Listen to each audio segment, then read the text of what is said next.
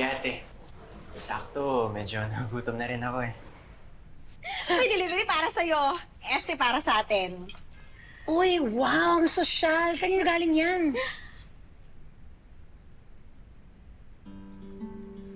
Denny, sa'yo galing tong pagkain? Sana po magustuhan niyo ako. Dennis, hindi mo naman kailangan gawin to. Carol, gusto ko siyang gawin. For you. Bes ko! 20 peso? Yun, mga bes. Ikaw naman, Dennis, hindi ka naman nagsasabi. Para may balak ka na talagang ligawan kong best friend ko. Kaya nga ako nandito eh. Para formal na magpaalam sa inyo lahat. Dahil kayo yung pamilya ni Carol.